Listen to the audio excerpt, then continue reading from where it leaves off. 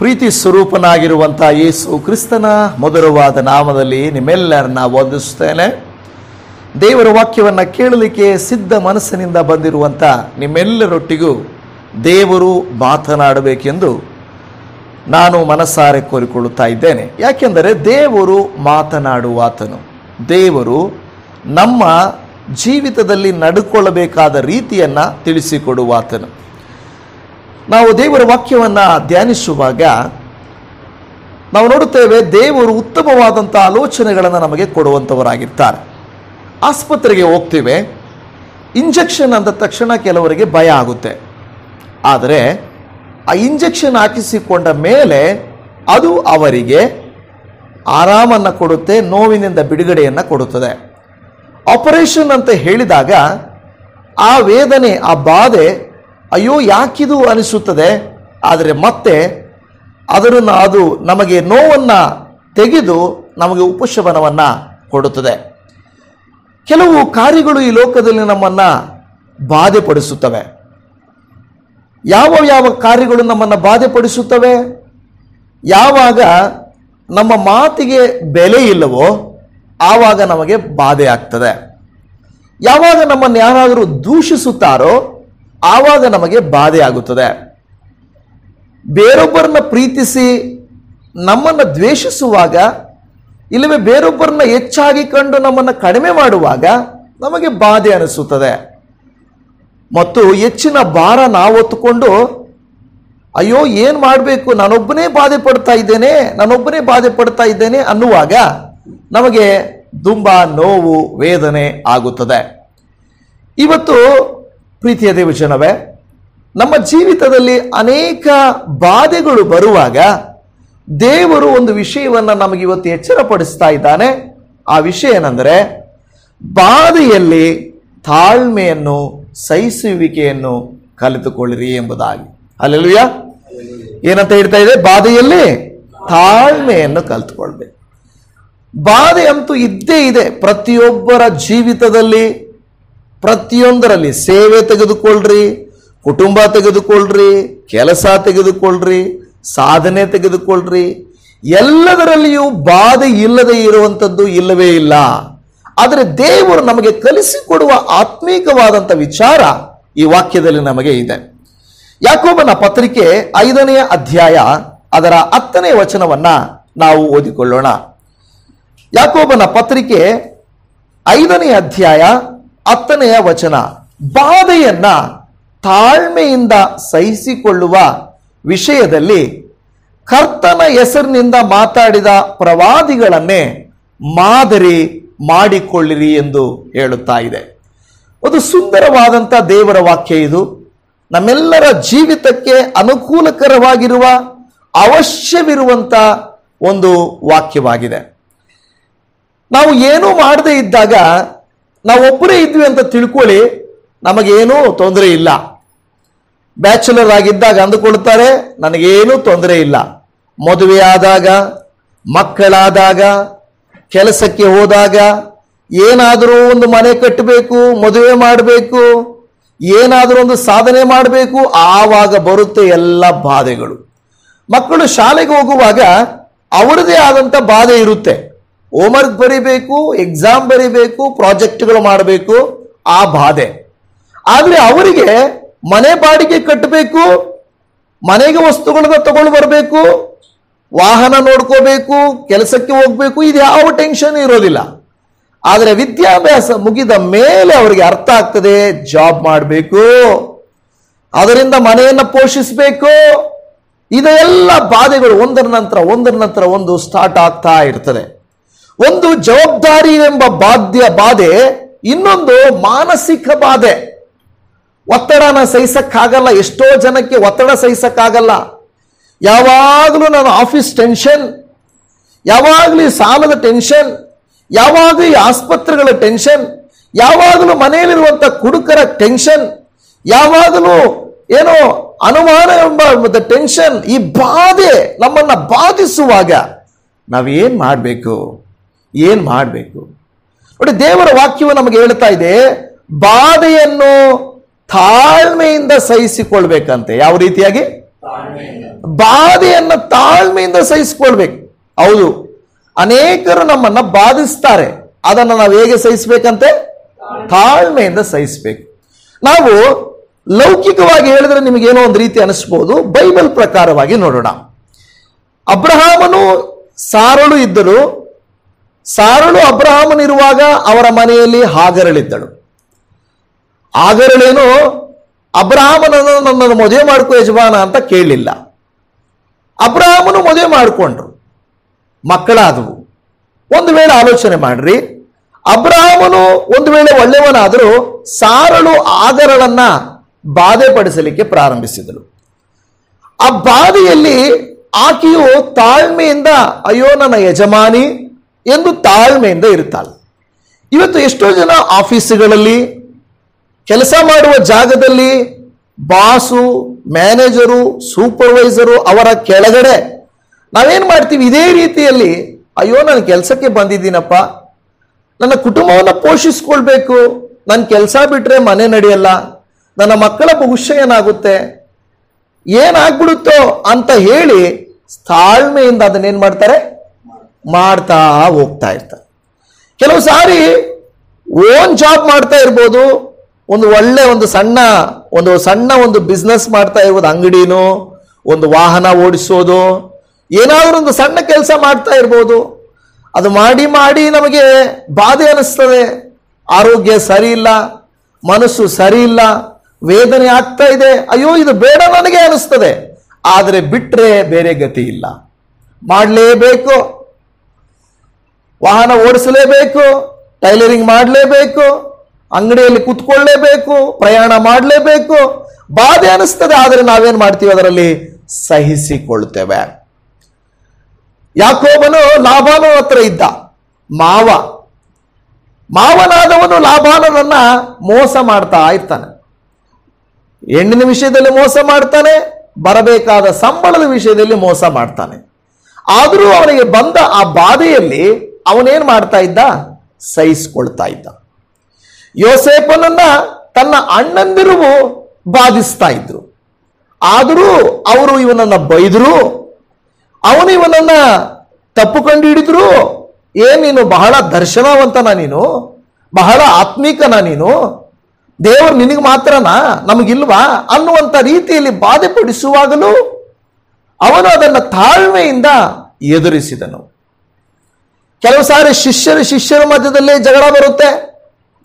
ನೀನು ಯೇಸು ಸ್ವಾಮಿಗೆ ತುಂಬಾ ಹತ್ರನಾ, ನೀನು ಮಾತ್ರನಾ, ಯೇಸು ಸ್ವಾಮಿ ನಮ್ಮನ್ನು ಕರೆದಿಲ್ವಾ, ನಾವು ಯೇಸು ಸ್ವಾಮಿ ಶಿಷ್ಯರಲ್ವಾ, ನೀನು ತುಂಬಾ ಒಂಥರ ಮಾಡ್ತೀಯಾ ಅಂತ ಹೇಳಿ ಕೆಲವರು ಒಬ್ಬರನ್ನೊಬ್ಬರು ದೂಷಿಸಿರ್ಬೋದು. ಆದರೆ ಕೆಲವರು ತಾಳ್ಮೆಯಿಂದಿರ್ತಾರೆ. ತಾಳ್ಮೆ ಕೆಟ್ಟರೆ ಕುಟುಂಬ ಕೆಡ್ತದೆ, ತಾಳ್ಮೆ ಕೆಟ್ಟರೆ ಮನಸ್ಸು ಕೆಡುತ್ತದೆ, ತಾಳ್ಮೆ ಕೆಟ್ಟರೆ ಒಂದು ಸಭೆ ಕೆಡುತ್ತೆ, ತಾಳ್ಮೆ ಕೆಟ್ಟರೆ ಒಂದು ಕಂಪನಿ ಕೆಡುತ್ತೆ, ತಾಳ್ಮೆ ಕೆಟ್ಟರೆ ಸರ್ಕಾರನೇ ಕೆಡುತ್ತೆ, ತಾಳ್ಮೆ ಕೆಟ್ಟರೆ ಲೋಕವೇ ಕೆಡುತ್ತದೆ. ದೇವರೇನಾದರೂ ತಾಳ್ಮೆ ಕೆಟ್ಟರು ಅಂದ್ರೆ ಲೋಕ ಇರುತ್ತಾ? ಮನುಷ್ಯರು ಪಾಪ ಮಾಡ್ತಾ ಇರುವಾಗ ದೇವರು ನೋಡಿ ನೋಡಿ ನೋಡಿ ನೋಡಿ ದೇವರಿಗೆ ಬಾಧೆ ಅನಿಸ್ತದೆ. ಇಸ್ರಾಯೇಲ್ ಮಕ್ಕಳು ಎಷ್ಟು ಪಾಪವನ್ನ ಮಾಡ್ತಾ ಇದ್ರು, ದೇವರು ನೋಡಿ ಬಾಧೆ ಪಡ್ತಾ ಇದ್ರು. ನನ್ನ ಮಕ್ಕಳೆಂದುವರು, ನಾನಿವನ್ನ ಬಿಡಿಸಿದೆ, ನಾನಿವರಿಗೆ ಸಹಾಯ ಮಾಡಿದೆ, ನಾನಿವರು ಸರಿಯಾಗಿರಬೇಕೆಂದು ಆಲೋಚಿಸಿದೆ, ಆದರೆ ಇವರೇನು ಮಾಡ್ತಾ ಇದ್ದಾರೆ? ನನಗೆ ಬಾಧೆಯನ್ನೇ ಕೊಡ್ತಾ ಇದ್ದಾರೆ. ದೇವರು ತಾಳ್ಮೆ ಕೆಟ್ಟರೆ ಏನಾಗುತ್ತೆ? ಎಲ್ಲ ಹಾಳಾಗ್ಬಿಡುತ್ತೆ. ಜಲಪ್ರಳಯ ಆದಾಗ ಒಂದು ಸಾರಿ ದೇವರು ತಾಳ್ಮೆ ಕೆಟ್ಟಿದ್ರಿಂದ ಎಲ್ಲ ಲೋಕದ ಎಲ್ಲ ಸಮಸ್ತವೂ ಹೋಯಿತು. ಆದರೆ ನನ್ನ ಪ್ರಿಯ ದೇವಜನವೇ, ತಾಳ್ಮೆ ಎಂಬುದು ಬಹಳ ಮುಖ್ಯ ಎಂಬುದು ಬೈಬಲ್ ನಮಗೆ ಕಲಿಸಿಕೊಡುತ್ತಾ ಇದೆ. ಯಾವಾಗ ನಾವು ತಾಳ್ಮೆ ತಪ್ಪುತ್ತೇವೆ ಗೊತ್ತಾ? ನಮಗೆ ಬಾಧೆ ಆದಾಗ ತಾಳ್ಮೆ ತಪ್ಪುತ್ತೇವೆ. ಕೆಲವು ಸಾರಿ ಯಾರೋ ಪ್ರಾರ್ಥನೆಗೆ ಬರ್ತಾರೆ, ನಿಂತ್ಕೊಂಡಿರ್ತಾರೆ, ನಾವು ಪ್ರಾರ್ಥನೆ ಮಾಡ್ತಾ ಇರ್ತೀವಿ. ನಮ್ಮ ಮನಸ್ಸಲ್ಲಿ ಏನಿರುತ್ತೆ? ಪಾಪ ಇವರು ದೂರದಿಂದ ಬಂದಿದ್ದಾರೆ, ಮೊದಲು ಇವರಿಗೆ ಪ್ರಾರ್ಥನೆ ಮಾಡಿ ಕಳಿಸೋಣ, ಅವರಿಗೆ ಪ್ರಾರ್ಥನೆ ಮಾಡ್ತಾ ಇರ್ತೀವಿ. ಈ ಕಡೆ ನಿಂತ್ಕೊಂಡ್ರೆ ಎಲ್ಲರೂ ನಿಂತ್ಕೊಂಡಿರ್ತಾರೆ, ನಾವು ನೋಡ್ತೀವಿ ಅವ್ರ ಪಾಪ ದೂರದಿಂದ ಬಂದಿರ್ತಾರೆ, ಪ್ರಾರ್ಥನೆ ಮಾಡೋಣ. ಅಯ್ಯೋ ಇವರು ವಯಸ್ಸಾಗಿದೆ, ಇವರಿಗೆ ಪ್ರಾರ್ಥನೆ ಮಾಡೋಣ, ನಮ್ಮ ಮನಸ್ಸಲ್ಲಿ ಅಂದುಕೊಂಡು ನಾವು ಪ್ರಾರ್ಥನೆ ಮಾಡ್ತಾ ಇರ್ತೀವಿ. ಆದರೆ ಮಿಕ್ಕಿದವ್ರು ಇರ್ತಾರಲ್ವ ಕೆಲವರು, ಯಾರಾದರೂ ಈ ಪಾಸ್ಟರ್ ನಾವು ಇಲ್ಲೇ ನಿಂತ್ಕೊಂಡಿದ್ದೀವಿ, ನಮ್ಮನ್ನು ಗಮನಿಸ್ತಾನೆ ಇಲ್ಲ, ಎಷ್ಟೊತ್ತು ನಿಂತ್ಕೊಳ್ಳೋದು, ಹೋಗೋಣ ರೆಡಿ ಅಂತ ಹೊರಟೋಗ್ತಾರೆ. ಅವ್ರಿಗೆ ಬಾಧೆ ಆಗ್ಬಿಡುತ್ತೆ, ತಾಳ್ಮೆ ಇಲ್ಲ. ಯಾಕೆ ತಾಳ್ಮೆ ಇಲ್ಲ ಅವ್ರಿಗಂದ್ರೆ ಬಾಧೆ ಆಯಿತು, ಯಾಕೆಂದ್ರೆ ಪಾಸ್ಟ್ರು ಗಮನಿಸಲಿಲ್ಲ. ಆದರೆ ನಾವೇನು ಅಂದ್ಕೊಂಡಿರ್ತೀವಿ ನಮ್ಮ ಮನಸ್ಸಲ್ಲಿ, ಇವ್ರಿಗೆ ಪ್ರೇಯರ್ ಮಾಡಬಾರ್ದು ಅಂತ ಉದ್ದೇಶ ಇರಲ್ಲ. ಪಾಪ ಈ ಕಡೆ ನೋಡ್ತೀವಿ, ದೂರದಿಂದ ಬಂದವರೇ ಪಾಪ 1 hour 2 hour ಇಂದ ಬಂದವರೇ, ಇವನ್ನ ಕಳಿಸೋಣ, ಇವ್ರ ಪಾಪ ವಯಸ್ಸಾಗಿದೆ ನೋವಾಗ್ತದೆ ಇವ್ರಿಗೆ ಕಳಿಸೋಣ ಅಂತ ನಾವು ಅಂದುಕೊಂಡು ಕೆಲವರಿಗೆ ಮಾಡ್ತಾ ಇರ್ಬೋದು. ನಾನು ಉದಾಹರಣೆ ಹೇಳ್ತಾ ಇದ್ದೀನಿ. ಅವರಿಗೆ ತಾಳ್ಮೆ ಇಲ್ಲ, ಯಾಕೆಂದ್ರೆ ಅವರಿಗೆ ಬಾಧೆ ಆಯಿತು. ನಾವು ಒಪ್ಪಿಕೊಳ್ತೇವೆ. ಕೆಲವು ಸಾರಿ ಕೆಲವು ಸೇವಕರಿಗೆ ದರ್ಶನ ಇರುತ್ತೆ. ಕೆಲವು ಸಾರಿ ನಾವು ನಾವು ವಾಕ್ಯವನ್ನ ಹೇಳುವಾಗ, ಪ್ರಾರ್ಥನೆಗಳನ್ನ ನಡೆಸುವಾಗ, 1-2-3 ಕಡೆ ಪ್ರಾರ್ಥನೆಗಳನ್ನ ಪ್ಲಾನ್ ಮಾಡುವಾಗ ಕೆಲವರು ಹೇಳ್ತಾರೆ, ಪಾಸ್ಟೇ 9 ಗಂಟೆಗೆ ನೀವು ಸರಿಯಾಗಿ ಮನೆಗೆ ಬಂದ್ಬಿಡ್ರಿ ಅಂತ ಹೇಳ್ತಾರೆ. 1-2-3 ನಮ್ಮನ್ನ ಈ ಕಡೆ ಆ ಕಡೆ ಕರೀತಾರೆ. ನಾವು ಆಲೋಚನೆ ಮಾಡ್ತೀವಿ. ಉದಾಹರಣೆಗೆ ಒಂದು ವೇಳೆ ನಿನ್ನೆ ಒಂದು ಪ್ರಯಾಣ ಮಾಡಿದ್ವಿ, ಉದಾಹರಣೆ ಹೇಳ್ತದೆ, ಅವರಲ್ಲಿ ಏನು ತಪ್ಪಿಲ್ಲ, ನಾನು ಹೇಳ್ದೆ ಆ ಥರದ ಘಟನೆಗಳು ನಡೀತವೆ. ಈ ಕಡೆ ಒಂದು 30 ಕಿಲೋಮೀಟರ್, ಈ ಕಡೆ ಒಂದು 20 ಕಿಲೋಮೀಟರ್ ಇರುತ್ತೆ. ಮೊದಲು ಯಾರೋ ಕರೆದಿರ್ತಾರೆ, ನಾವೇನು ಅಂದ್ಕೊಳ್ತೀವಿ, ಹತ್ರ ಯಾವುದೋ ಮುಗಿಸ್ಬಿಟ್ಟು ಹೋಗ್ಬಿಡೋಣ ಅಂದ್ಕೊಳ್ತೀವಿ. ಆದರೆ ಕಾಯುವ ಮನಸ್ಸು ಕೆಲವರಿಗೆ ಇರಲ್ಲ. ನಾನು ಇದನ್ನು ಜಸ್ಟ್ ಉದಾಹರಣೆ ಹೇಳ್ತಾ ಇದ್ದೀನಿ. ನಮ್ಮನ್ನು ಯಾರಾದರೂ ಕಾಯಿಸುವಾಗ ನಮಗೇನಾಗುತ್ತೆ, ನೋವಾಗುತ್ತೆ. ಯಾರಾದರೂ ನಮ್ಮನ್ನು ಪ್ರೀತಿಸದೇ ಹೋದರೆ, ಬೇರೊಬ್ಬರನ್ನ ಪ್ರೀತಿಸಿದ್ರೆ ನಮಗೆ ನೋವಾಗುತ್ತೆ. ನಮ್ಮ ಸಲಹೆಯನ್ನು ತೆಗೆದುಕೊಳ್ಳದೆ ಬೇರೆಯವ್ರನ್ನ ಸಲಹೆ ತೆಗೆದುಕೊಂಡ್ರೆ ನಮಗೆ ನೋವಾಗುತ್ತೆ. ಯಾಕೆಂದ್ರೆ ನಮಗೆ ಬಾಧೆ ಆಯಿತು, ಇಲ್ಲ ಅಂತಿಲ್ಲ, ನಾನು ಒಪ್ಕೊಳ್ತಾ ಇದ್ದೇನೆ. ಕೆಲವರಿಗೆ ಬೇಗ ಊಟ ಸಿಗಲ್ಲ, ಚರ್ಚಲ್ಲಿ ಬಂದಾಗ, ಇಲ್ಲಿ ಪ್ರೋಗ್ರಾಮ್ಗೆ ಹೋದಾಗ. ನೋಡಿ, ಇದೆಲ್ಲ ಕರೆಕ್ಟ್ ಎಕ್ಸಾಕ್ಟೇ. ನಿಮಗೆ ಪ್ರೀತಿ ಸಿಗಲಿಲ್ಲ, ನಿಮಗೆ ಸರಿಯಾಗಿ ಊಟ ಸಿಗಲಿಲ್ಲ, ನಿಮಗೆ ಪ್ರಾರ್ಥನೆ ಸಿಗಲಿಲ್ಲ, ನಿಮ್ಮ ಮನೆಯಲ್ಲಿ ನಿಮ್ಮನ್ನ ಆಧರಿಸಲಿಲ್ಲ, ಇದೆಲ್ಲ ನಮ್ಮನ್ನ ಬಾಧೆ ಆಗುತ್ತೆ. ದೇವರು ಇವತ್ತು ನಮ್ಗೆ ಹೇಳ್ತಾ ಇರುವ ವಿಚಾರ ಏನಂದ್ರೆ, ಈ ಬಾಧೆಯಲ್ಲಿ ನೀವೇನ್ ಮಾಡ್ಬೇಕಂತೆ, ತಾಳ್ಮೆಯಿಂದಿರಬೇಕು. ಅಷ್ಟೇ ದೇವರು ಹೇಳ್ತಾ ಇರೋದು. ನಿಮಗೆ ನೋವಾಗಿದೆ, ಮನೆಯಲ್ಲಿನ ಕಿರಿಕಿರಿ ಮಾತುಗಳಿಗೆ, ಕುಡುಕರ ಮಾತುಗಳಿಗೆ, ಸಾಲಗಾರರ ಮಾತುಗಳಿಗೆ, ರೋಗದ ಮಾತುಗಳಿಗೆ, ಎಲ್ಲ ಮಾತುಗಳಿಗೆ ನಿಮಗೆ ಬಾಧೆಯಾಗಿದೆ. ಆದರೆ ಆ ಬಾಧೆಯಲ್ಲಿ ದೇವರು ನಮಗೆ ಹೇಳ್ತಾ ಇರೋದು, ಮಗಳೇ ಮಗನೇ, ನನಗೆ ಗೊತ್ತಿದೆ ನಿನಗೆ ನೋವಾಗಿದೆ ಅಂತ, ನಿನಗೆ ಬಾಧೆ ಆಗಿತ್ತಾ ಇದೆ ಅಂತ ನನಗೆ ಗೊತ್ತಿದೆ. ಆದರೆ ದೇವರು ನಮಗೆ ಹೇಳೋ ಮಾತೇನಂದ್ರೆ, ನೀವು ಈ ಬಾಧೆಯಲ್ಲಿ ಹೆಂಗಿರ್ಬೇಕು, ಅದು ನಾನು ದೇವರು ನಮಗೆ ಹೇಳ್ಕೊಡ್ತಾ ಇರೋದು.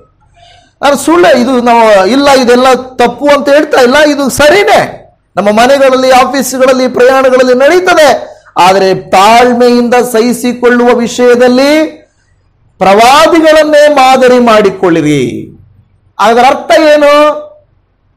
ಬಾಧೆ ನಮಗೆ ಮಾತ್ರ ಅಲ್ಲ, ಪ್ರವಾದಿಗಳಿಗೂ ಕೂಡ ಆಗಿದೆ. ಪ್ರವಾದಿಗಳಂದ್ರೆ ಯಾರು? ದೇವರ ಜನರು. ಅವರು ಒಂದು ವೇಳೆ ಏನಾದರೂ ಹೇಳಿದ್ರೆ ನಡೆಯುತ್ತೆ ಹಾಗಂತ ಹೇಳಿ ಅವ್ರಿಗೆ ಬಾಧೆ ಆದ ತಕ್ಷಣ, ಇವ್ರು ನನಗೆ ಕಿರಿಕಿರಿ ಮಾಡ್ತಾ ಇದ್ದಾರೆ, ನಾಶವಾಗಿ ಹೋಗು ಅಂದ್ಬಿಟ್ರೆ, ಇವ್ರು ನನ್ನನ್ನು ಬೈತಾ ಇದ್ದಾರೆ, ಇವ್ರು ನನ್ನ ಮಾತು ಕೇಳ್ತಾ ಇಲ್ಲ, ಹೋಗ್ರೆ ಅಂದ್ಬಿಟ್ರೆ ಅಲ್ಲ. ಕೆಲವು ಸಾರಿ ಇಸ್ರಾಯೇಲರ ನಡವಳಿಕೆ ದೇವರು ಕೂಡ ಇಷ್ಟ ಆಗಲಿಲ್ಲ. ದೇವ್ರು ಹೇಳ್ತಾನೆ ಮೋಶೆ ಹತ್ರ, ಮೋಶೆ ನನಗೆ ಸಾಕಾಯ್ತು, ಇವನ್ನೆಲ್ಲ ಅಳಿಸ್ಬಿಡ್ತೀನಿ. ಅವಾಗ ಮೋಶೆ ಏನು ಹೇಳ್ತಾನೆ ದೇವ್ರ ಹತ್ರ, ಸ್ವಾಮಿ ನೀನೇನಾದ್ರೂ ಇವ್ರನ್ನ ಅಳಿಸ್ಬಿಟ್ರೆ, ಸಹಿಸ್ಕೊಳ್ಳದೆ ತಾಳ್ಮೆ ಇಲ್ಲದೆ ನೀವು ಅಳಿಸ್ಬಿಟ್ರೆ ನಿಮಗೆ ಈ ಕೆಟ್ಟ ಹೆಸರು ಬರುತ್ತೆ. ಏನಂತ?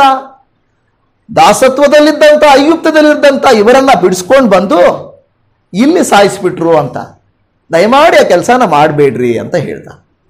ಆವಾಗ ದೇವರು ಹೌದು, ಇಲ್ಲ ನಾನು ಆ ಥರ ಮಾಡಲ್ಲ ಅಂದ್ರೆ, ಕೆಲವು ಸಾರಿ ನಮ್ಮ ಜೀವಿತದಲ್ಲಿ ಬಾಧೆ ಬಂದಾಗ ಆದರಣೆ ಇಲ್ಲದೆ ಹೋದರೆ, ನಮಗೆ ತಾಳ್ಮೆ ಇಲ್ಲದೆ ಹೋದರೆ, ನಮಗೆ ಮಾದರಿ ಇಲ್ಲದೆ ಹೋದರೆ ನಾವು ಬಿದ್ದು ಹೋಗುವಂತ ಪರಿಸ್ಥಿತಿ ಬರ್ತದೆ. ಬೈಬಲ್ ಯಾಕೆ ಬರೆಯಲ್ಪಟ್ಟಿದೆ ಗೊತ್ತಾ? ಬೈಬಲ್ ಯಾಕೆ ಕೊಡಲ್ಪಟ್ಟಿದೆ ಗೊತ್ತಾ? ನಮ್ಮ ಜೀವಿತದ ಕಷ್ಟಗಳು ಇಲ್ಲಿ ಇದಾವೆ, ಎಷ್ಟೋ ಜನಕ್ಕೆ ಇಲ್ಲಿ ಬಂದಿದೆ. ಆ ಕಷ್ಟಗಳು ಅಲ್ಲಿ ಬಂದಿರುವಾಗ ಅದನ್ನು ನಮಗೆ ದೇವರು ತೋರಿಸ್ತಾ ಇದೆ. ನೋಡು, ಇಂಥ ವ್ಯಕ್ತಿಯ ಲೈಫಲ್ಲಿ ಈ ತರದ ಕಷ್ಟ ಬಂತು, ಆ ವ್ಯಕ್ತಿ ಸರಿಯಾಗಿ ನಡ್ಕೊಂಡು ನನ್ನ ಸಹಾಯವನ್ನು ಪಡ್ಕೊಂಡಿದ್ದರಿಂದ ಬಿಡುಗಡೆ ಹೊಂದಿದ, ಚೆನ್ನಾಗಿದ್ದಾನೆ. ನೀನೊಂದು ವೇಳೆ ಕೆಲವರು ಏನೋ ತಪ್ಪಿ ಹೋದದ್ದು, ಶಿಕ್ಷೆ ಹೊಂದಿದ್ದು, ದೇವರಿಗಿಂತ ದೂರವಾದವರು ಇದ್ದಾರೆ, ಆದರೆ ಸಹಿಸಿಕೊಂಡವರು ಇದ್ದಾರೆ ಅಲ್ವಾ? ಯಾವಾಗ ನಾನು ಹೇಳ್ತಾ ಇರ್ತಾನೆ, ಯೋಬನ ಹೆಂಡತಿ ಬೈತಾನೇ ಇದ್ದಾಳೆ. ಏನಂತ ಹೇಳ್ತಾಳೆ, ನೀನು ದೇವರನ್ನ ಈಗಲಾದರೂ ದೇವರನ್ನ ದೂಷಿಸಿ ನೀನು ಕೂಡ ನೋಡಿ. ಬಾಧೆ ಬಂತು, ನಿಜಾನೇ, ಆಕೆಗೂ ಬಾಧೆ ಆಗಿದೆ, ಇಲ್ಲ ಅಂತಲ್ಲ, ಹೌದಲ್ವಾ? ಈಗ ಮಕ್ಕಳನ್ನ ಕಳ್ಕೊಂಡು, ಆಸ್ತಿ ಕಳ್ಕೊಂಡು, ಮನೆ ಕಳ್ಕೊಂಡು, ಎಲ್ಲ ಕಳ್ಕೊಂಡಿದ್ರೆ ಹೆಣ್ಣಿಗೂ ನೋವಾಗುತ್ತೆ, ಅದು ಸತ್ಯ. ಆದರೆ ಅದೇ ನೋವು ಯೋಬನಿಗೂ ಆಗಿದೆಯಲ್ವಾ? ಹೌದಾ ಇಲ್ವಾ? ಹಾಗಾದ್ರೆ ಯೋಬನು ತಾಳ್ಮೆಯಿಂದಿರುವುದೇನೋ, ಯೋಬನ ಹೆಂಡತಿ ತಾಳ್ಮೆ ಕಳೆದುಕೊಳ್ಳುವುದೇನು? ಇಬ್ಬರದು ಒಂದೇ ಪರಿಸ್ಥಿತಿ. ಇನ್ನೂ ಯೋಬನ ಹೆಂಡತಿಗಿಂತ ಯೋಬನಿಗೇನಾಗಿದೆ? ಯೋಬನ ಹೆಂಡತಿ ಇದೆಲ್ಲವನ್ನ ಕಳ್ಕೊಂಡಿದ್ದಾಳೆ ಅಷ್ಟೇ, ಆದರೆ ಯೋಬನಿಗೆ ರೋಗ ಬೇರೆ ಬಂದ್ಬಿಟ್ಟಿದೆ. ಮೈಯೆಲ್ಲ ಏನಾಗ್ಬಿಟ್ಟಿದೆ? ಹುಣ್ಣುಗಳು. ಒಂದು ಹುಣ್ಣಿದ್ರೆ ಹೆಂಗಿರುತ್ತೆ? ಹುಣ್ಣುಗಳು ಬಂದವ್ರಿಗೆ ಗೊತ್ತಿರುತ್ತೆ. ಪಕ್ಕದಲ್ಲಿ ಎಲ್ಲ ಒಂಥರ ನವೆ ಆಗ್ತಾ ಇರ್ತದೆ ಸುತ್ತಲೂ.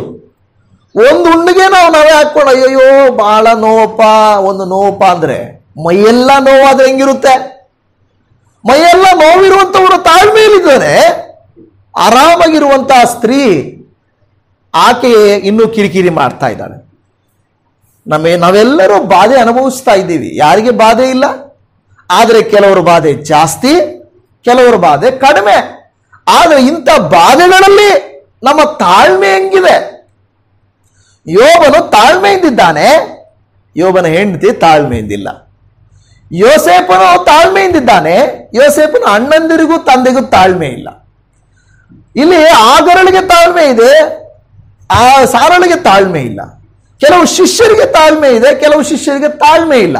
ಇವತ್ತು ನಾನು ನಿಮ್ಮನ್ನ ಪ್ರಶ್ನಿಸ್ತೇನೆ, ನಿಮಗೆ ಕೇಳ್ತೇನೆ, ಪ್ರತಿಯೊಬ್ಬರ ಜೀವಿತದಲ್ಲಿ ಒಂದಲ್ಲ ಒಂದು ಸಮಸ್ಯೆ ಇದೆ. ಆ ತಾಳ್ಮೆಯಲ್ಲಿ ನೀವು ಹೇಗಿದ್ದೀರಾ? ಅಲ್ಲ, ಬಾಧೆಯಲ್ಲಿ ಹೇಗಿದ್ದೀರಾ? ಬಾಧೆಯಲ್ಲಿ ತಾಳ್ಮೆಯಿಂದಿದ್ದೀರಾ? ಸಹಿಸ್ಕೊಳ್ತಾ ಇದ್ದೀರಾ ಇಲ್ವಾ? ಯೇಸು ಸ್ವಾಮಿಗೂ ಕೂಡ ಶಿಲುಬೆ ಮೇಲೆ ಮೊಳೆಗಳನ್ನು ಹೊಡೆದಿದ್ದಾರೆ. ಯೇಸು ಸ್ವಾಮಿ ಪಕ್ಕದಲ್ಲಿ ಇಬ್ಬರು ಕಳ್ಳರಿದ್ದಾರೆ. ಕಳ್ಳನನ್ನು ಹೊಡೆದ ಹಾಗೆ ಇವತ್ತು ಈ ಕಡೆ ಕಳ್ಳನನ್ನು ಹೊಡೆದಿದ್ದಾನೆ. ಇಬ್ಬರಿಗೂ ಮೊಳೆಗಳು ಒಡೆಯಲ್ಪಟ್ಟಿವೆ, ಇಬ್ಬರಿಗೂ ಕಾಲುಗಳು ಒಡೆಯಲ್ಪಟ್ಟಿವೆ. ಹಾಗಾದರೆ ಇಬ್ಬರು ಸೇಮ್ ಶಿಕ್ಷೆ ಹೊಂದಿರುವಂತಹ ಕಳ್ಳರು ನಾವು ಗಮನಿಸ್ತಾ ಇದ್ದೇವೆ. ಒಬ್ಬನಲ್ಲಿ ತಾಳ್ಮೆ ಇದೆ, ಇನ್ನೊಬ್ಬನಲ್ಲಿ ಅಲ್ಲ. ಇಬ್ಬರಿಗೂ ಸೇಮ್ ಪನಿಷ್ಮೆಂಟ್ ತಾನೆ? ಇಬ್ಬರಿಗೂ ಸೇಮ್ ಪನಿಷ್ಮೆಂಟ್ ಇರುವಾಗ ಇಬ್ಬರ ಮನಸ್ತತ್ವ ಬೇರೆ ಬೇರೆ ಇದೆ. ಒಬ್ಬನು ಸಹಿಸ್ಕೊಳ್ತಾ ಇದ್ದಾನೆ, ದೇವರ ಕಡೆ ಬರ್ತಾ ಇದ್ದಾನೆ, ಒಬ್ಬರು ಬೈತಾ ಇದ್ದಾನೆ. ನಮ್ಮಲ್ಲಿ ಕೂಡ ಹಾಗೇನೆ, ಕುಟುಂಬದಲ್ಲಾಗಲಿ, ಆಫೀಸಲ್ಲಾಗಲಿ, ಸಭೆಯಲ್ಲಾಗಲಿ ಎಲ್ಲರಿಗೂ ಒಂದೇ ರೀತಿಯಾದ ವಾಕ್ಯ, ಎಲ್ಲರಿಗೂ ಒಂದೇ ರೀತಿಯಾದಂಥ ಊಟ, ಎಲ್ಲರಿಗೂ ಒಂದೇ ರೀತಿಯಾದಂಥ ಏನೋ ಸಭೆ. ಆದರೆ ಆ ಸಭೆಯಲ್ಲಿ, ಆಫೀಸಲ್ಲಿ, ಆ ಮನೆಯಲ್ಲಿ ಕೆಲವರ ಮನಸ್ಸು ತಾಳ್ಮೆಯಿಂದಿರುತ್ತೆ, ಕೆಲವರ ಮನಸ್ಸು ತಾಳ್ಮೆಯಿಂದಿರೋದಿಲ್ಲ. ಇವತ್ತು ದೇವರ ವಾಕ್ಯದಲ್ಲಿ ಬೆಳೆಯುವಂತ ನಮ್ಮಲ್ಲಿ ನೋಡಿಕೊಳ್ಳಬೇಕಾದ ವಿಚಾರ ಏನಂದ್ರೆ, ದೀನತೆ, ತಾಳ್ಮೆ ಬೇಕು. ಬಾಧೆ ಆಗುತ್ತೆ. ಯಾರಾದ್ರೂ ಈಗ ಒಂದು ಉದಾಹರಣೆಗೆ ಹೇಳ್ತೀನಿ, ನಮ್ಮ ಸಭೆಯಲ್ಲಿ ಆ ತರ ಅಲ್ಲ. ಒಂದು ಸಭೆಗಳಲ್ಲಿ ಹೋದಾಗ ಫುಲ್ ಸಭೆ ತುಂಬಿರ್ತದೆ, ಸುಲಭ ಮಾಡ್ತಾರೆ.